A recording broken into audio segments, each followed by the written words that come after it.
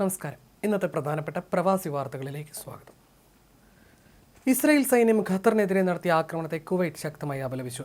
Israeli ആക്രമണം എല്ലാ അന്താരാഷ്ട്ര നിയമങ്ങളുടെയും മാനദണ്ഡങ്ങളുടെയും നഗ്നമായ ലംഘനമാണെന്ന് വിദേശകാര്യ മന്ത്രാലയം പ്രതികരിച്ചു. മേഖലയുടെ സുരക്ഷയ്ക്കും സ്ഥിരതയ്ക്കും ഗുരുതരമായ ഭീഷണിയാണിതെന്നും വിദേശകാര്യ മന്ത്രാലയം വാർത്താക്കുറിപ്പിൽ പറഞ്ഞു.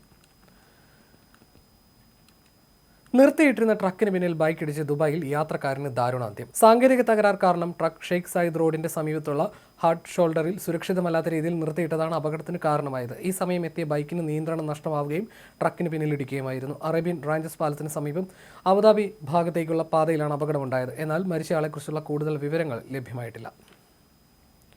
താമസ കെട്ടിടത്തിലെ ലിഫ്റ്റിൽ വെച്ച് 14-കാരനെ നായ ആക്രമിച്ച സംഭവത്തിൽ പ്രവാസിയായ വീട്ടുജോലിക്കാരിക്ക് ദുബായ് അപ്പീൽ കോടതി 1500 ദിർഹം പിഴ ചുമത്തി. ലിഫ്റ്റിൽ കയറുന്നതിനിടെ നായയുടെ ആക്രമണത്തിൽ കുട്ടിയുടെ വലതുകാലിന് പരിക്കേറ്റതായി അമ്മ പോലീസിൽ പരാതി നൽകിയായിരുന്നു.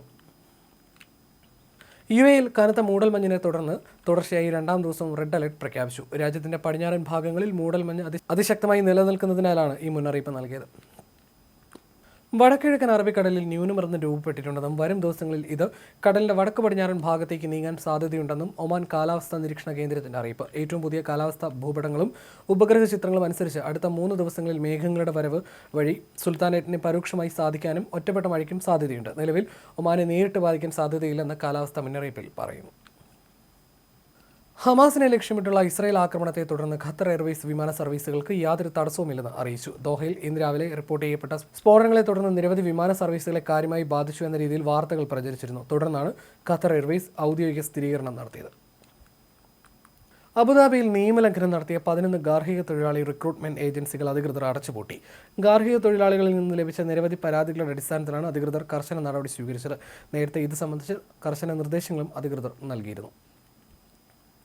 വിസിറ്റ് വിസയിൽ സൗദിയിൽ നിന്ന് ബഹ്റൈനിലേക്ക് പോയ മലയാളി കുഴഞ്ഞു വീണ് മരിച്ചു. മലപ്പുറം എടപ്പാൾ കോക്കൂർ സ്വദേശി റിയാസുദ്ദീനാണ് കുഴഞ്ഞു വീണ് മരിച്ചത്. 38 വയസ്സായിരുന്നു. സ്വകാര്യ ആവശ്യാർത്ഥം ബഹ്റൈനിലെത്തിയതായിരുന്നു. റിയാസുദ്ദീന്റെ കുടുംബം സൗദിയിലാണ് താമസിക്കുന്നത്. മൃതദേഹം നാട്ടിൽ കൊണ്ടുപോകാനുള്ള നടപടികൾ ബഹ്റൈൻ KMCCയുടെ നേതൃത്വത്തിൽ നടന്നുവരുന്നു.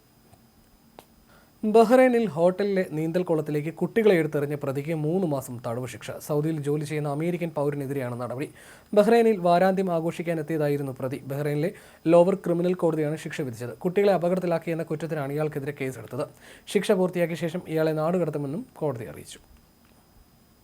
ഖത്തറിൽ ഇസ്രായേൽ നടത്തിയ ആക്രമണത്തെ അപലപിച്ച് ഇന്ത്യ. സമാധാനത്തിനായി ഉറച്ച പിന്തുണ പ്രഖ്യാപിച്ചുകൊണ്ട് പ്രധാനമന്ത്രി നരേന്ദ്രമോദി ഖത്തർ അമീർ ഷെയ്ഖ് തമീം ബിൻ അൽത്താനിയെ ഫോണിൽ വിളിച്ച് സംസാരിച്ചു. ഖത്തർ അമീർ ഷെയ്ഖ് തമീം ബിൻ ഹമദ് ഫൽത്താനിയുമായി സംസാരിക്കുകയും ദോഹയിലെ ആക്രമണങ്ങളിൽ അഗാധമായ ആശങ്ക രേഖപ്പെടുത്തുകയും ചെയ്തു.